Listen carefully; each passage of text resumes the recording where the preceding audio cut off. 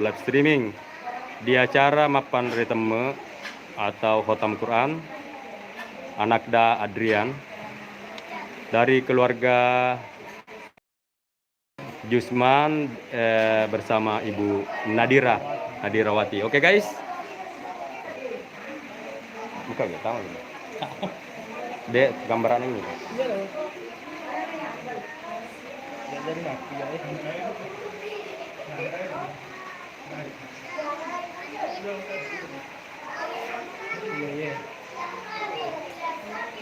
Dan kami akan saksikan cara mapan sambil peletakan paci di.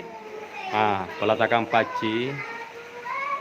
Jadi untuk rekan-rekan dan para penonton yang di luar daripada Sulawesi, utamanya suku Bugis, ya seperti beginilah adat orang Bugis atau suku Bugis, guys. Cendet-cendet itu. Makanya mau cakap itu, kurang saling masuk itu.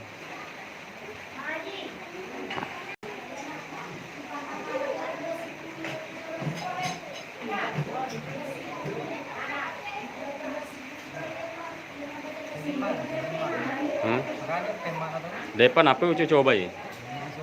Depan ani.